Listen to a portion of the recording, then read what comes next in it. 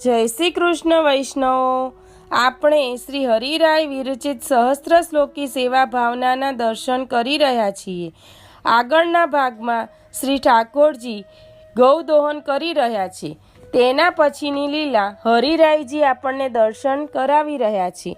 ખીરકમાં ગોદોહન કરતા પ્રભુનું વર્ણન અને એવા દર્શન કરીને વ્રજભક્તની જે અવસ્થા થઈ તેનું વર્ણન 27 શ્લોકથી કરે છે।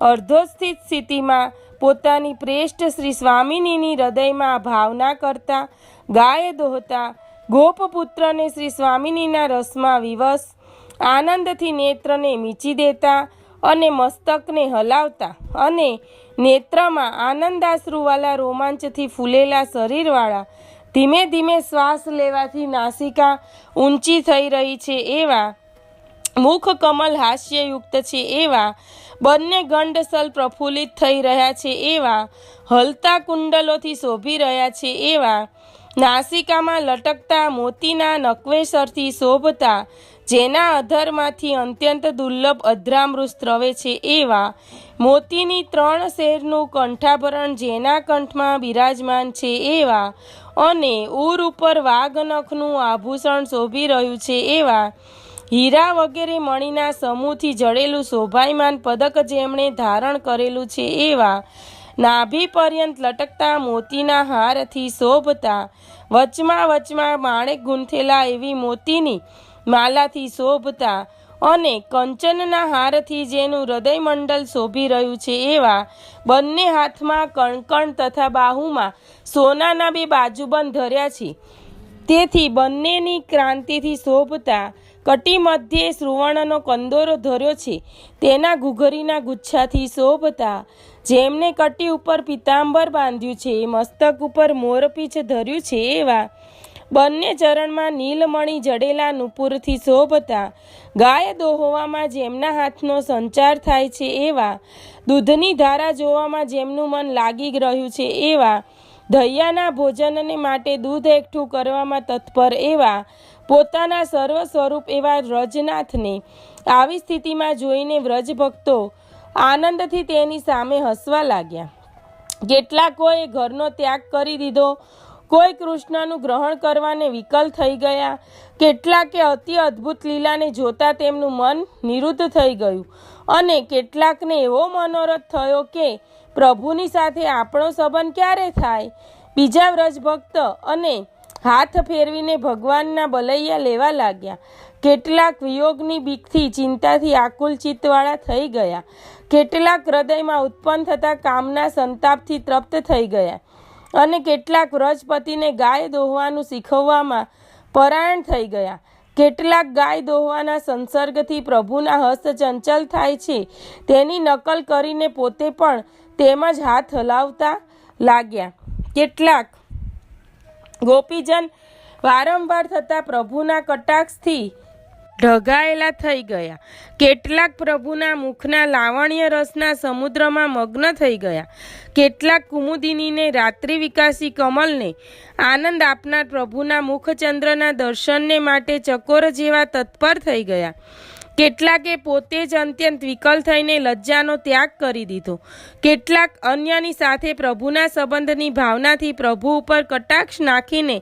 પ્રહાર કરતા હતા, તો પણ પરમ સંતોષથી પ્રભુના દર્શન પ્રેમથી આતુર થઈને કરવા લાગ્યા, કેટલાક પોતાના મીચેલા નેત્રના છિદ્ર દ્વારા ગોપાલ પ્રભુને, ઇન્દ્રિયોના સ્વામીને, યોગ માર્ગને અનુસાર હૃદયમાં પધરાવીને આનંદ પામ્યા, કેટલાક ભક્તિ માર્ગના પ્રકારથી ગોપીશ પ્રભુના ચરણ કમલનું પોતાના નેત્ર દ્વારા વારંવાર પાન કરવા છતાં વિરહથી આતુર થઈ તૃપ્ત થયા નહીં, કેટલાક પ્રભુના અત્યંત સૌંદર્યના દર્શનથી થયેલા આનંદથી કંપવા લાગ્યા, કેટલાક ભગવાનના મુખની લાવણ્યથી પ્રસ્વેદયુક્ત અંગવાળા થઈ શિથિલ થઈ ગયા, કેટલાક પ્રભુના ચરણની ચંચલતાથી વારંવાર રોમાંચનો અનુભવ કરવા લાગ્યા, કેટલાક પ્રભુના કુંજનનું શ્રવણ કરીને ગદગદ કંઠથી બોલવા લાગ્યા.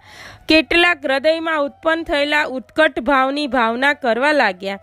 પોતાને થયેલા અતિશય કંપથી મનરૂપી ઘન પ્રભુને વશ થઈ જવાથી બળતા અંગારામાંથી નીકળતી જ્યોતિરૂપ શ્યામ પ્રભુનું દર્શન કરવા લાગ્યા. પ્રભુના વિલક્ષણ અંગના વર્ણનથી શિથિલ થઈ ગયેલી સર્વક્રિયાવાળા કેટલાક ગોપીજન ગોપાલ પ્રભુની દોહવાની શોભા જોઈને સર્વ અંગથી જડ જેવા થઈ ગયા.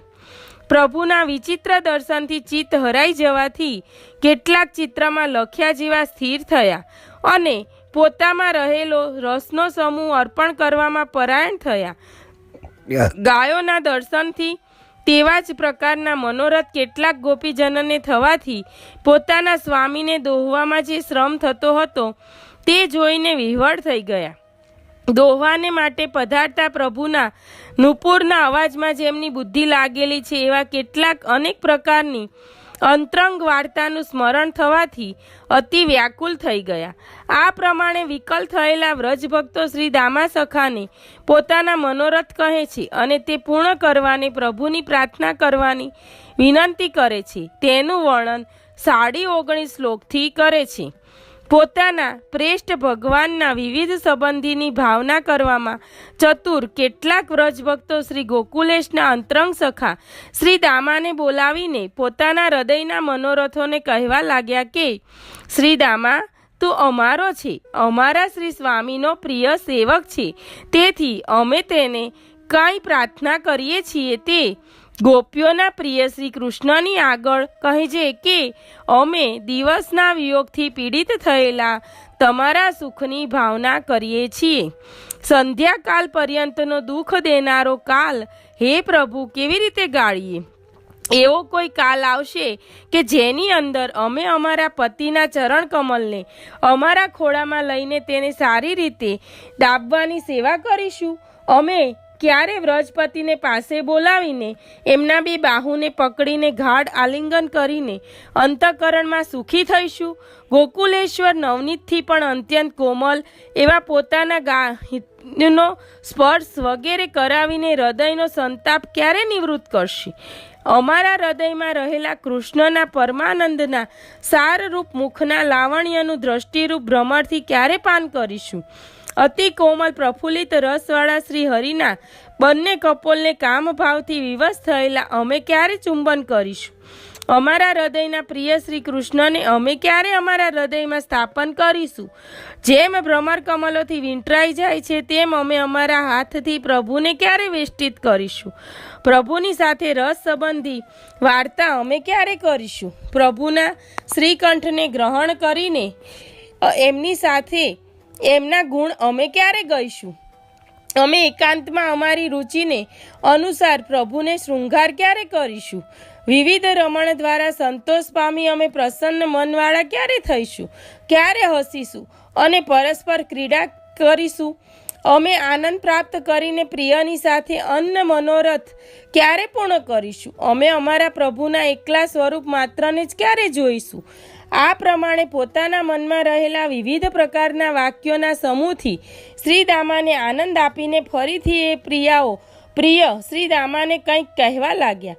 ગોપીશ પ્રભુ જે પ્રકારથી મળે એવો સંકેત કર હે સખા, અમને અહીંયાથી ગોકુલેશ પ્રભુ પાસે લઈ ચાલ. અમે સર્વે અંતકરણમાં કામથી બહુ પીડિત થઈ ગયા છીએ.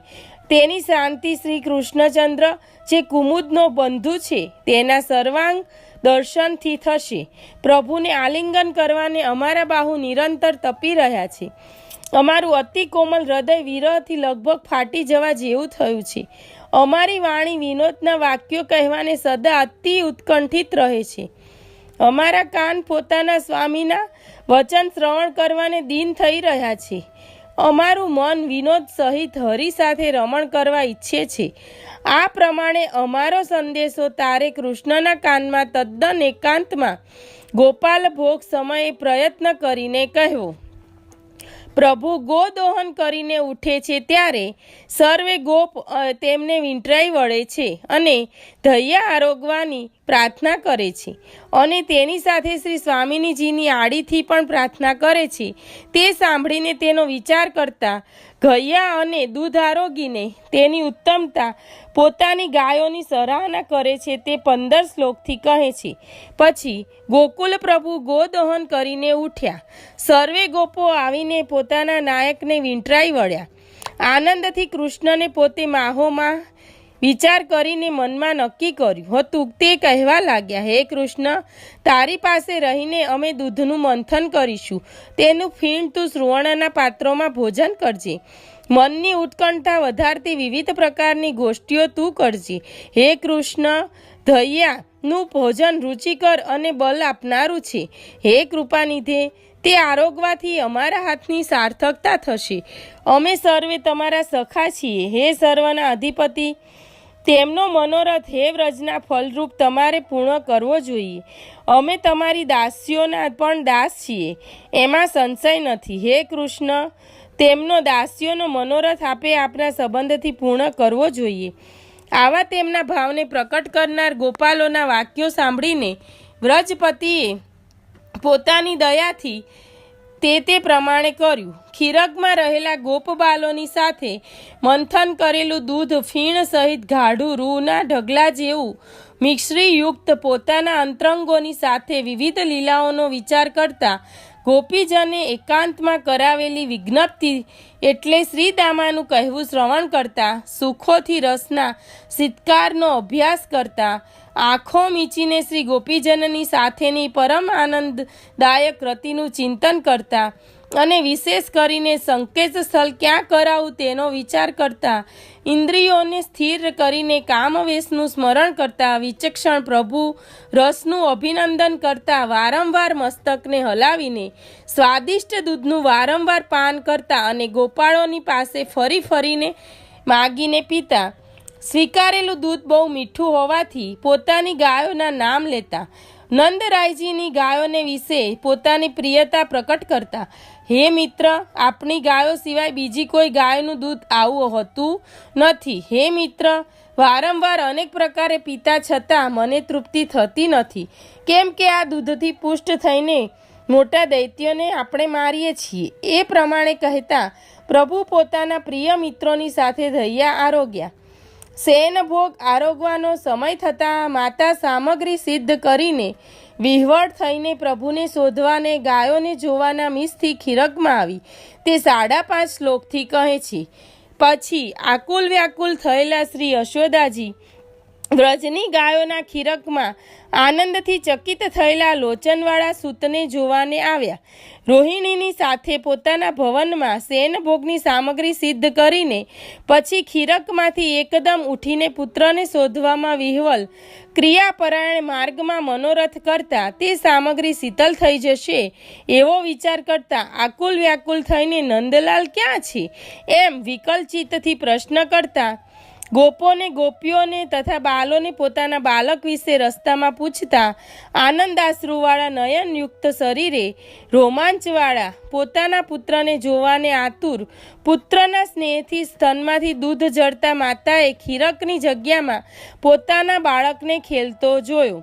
પ્રભુને જોઈને માતાની જે અવસ્થા થઈ તેનું અને માતા પ્રભુને તે સમયે બોલાવે છે તેનું વર્ણન 8 શ્લોકથી કરે છે.